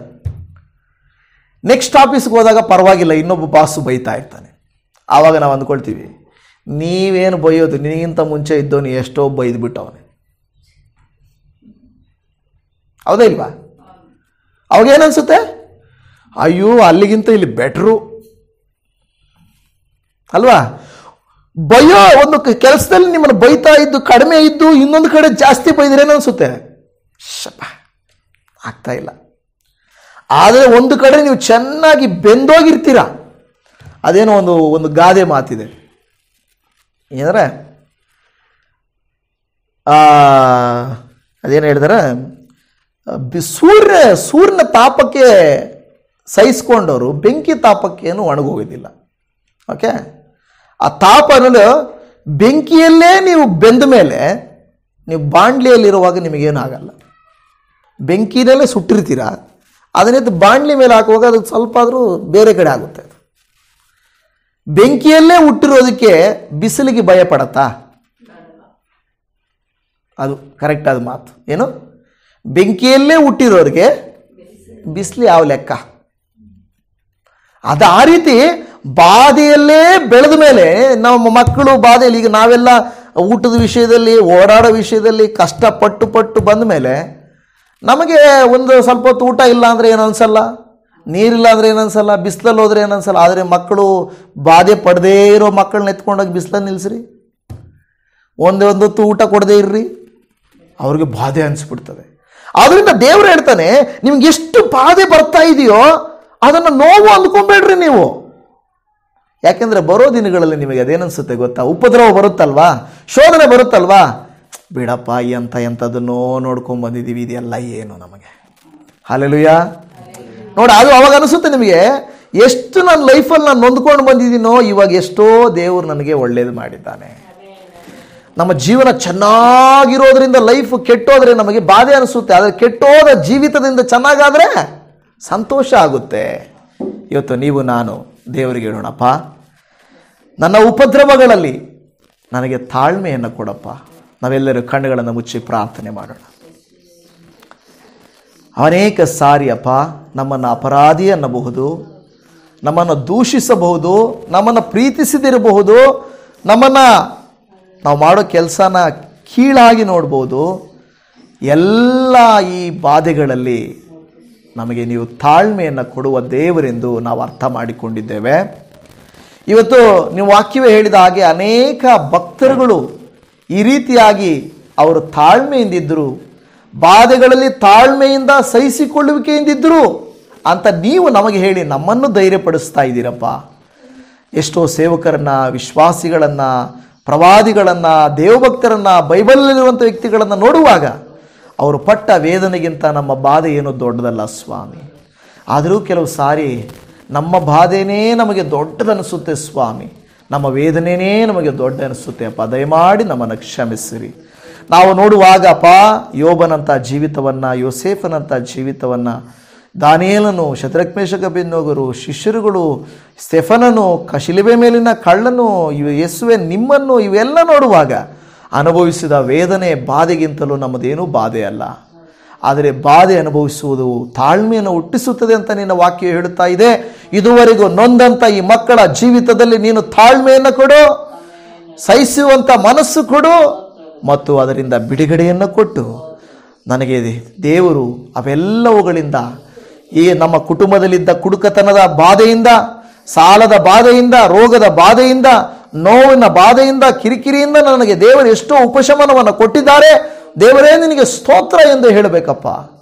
ಇನ್ನು ಯಾರಾದರೂ ಇಂಥ ಬಾಧೆಗಳಲ್ಲಿ ಬಿದ್ದು ಒದ್ದಾಡ್ತಾ ಇದ್ದರೆ ದಯಮಾಡಿ ಅವರಿಗೆ ಕೃಪೆಯನ್ನು ಕೊಡಪ್ಪ, ದಯೆಯನ್ನು ತೋರಿಸಯ್ಯ. ನಿನ್ನ ಬಿಡುಗಡೆಯ ಹಸ್ತವನ್ನು ಅವರಿಗೆ ತೋರಿಸಿಕೊಡು.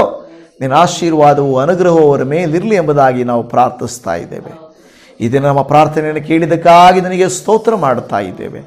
ಈ ಪ್ರಾರ್ಥನೆಯಲ್ಲಿ ಏಕೀಭವಿಸಿ ಬೇಡಿ, ಹೌದಪ್ಪ ನಾನು ಬಾಧೆಯನ್ನು ಪಟ್ಟು ಸಾಕಾಗಿದೆ, ನನ್ನ ಬಾಧೆಯನ್ನು ಸಹಿಸಿಕೊಳ್ಳುವಂಥ ತಾಳ್ಮೆ ಕೊಟ್ಟಿದ್ದಕ್ಕಾಗಿ ಸ್ತೋತ್ರ. ಇನ್ನು ಮುಂದಿನ ದಿನಗಳಲ್ಲಿ ನನಗೆ ತಾಳ್ಮೆ ಕೊಡಪ್ಪ ಎಂದು ಕೇಳುವ ಭಕ್ತರನ್ನು ಅನುಗ್ರಹಿಸಿರಿ.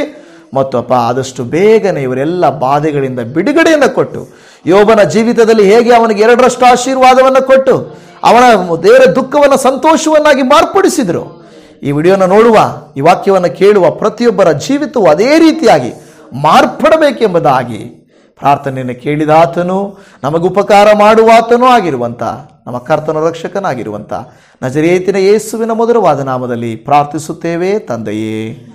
ಆಮೇನ್, ಆಮೇನ್.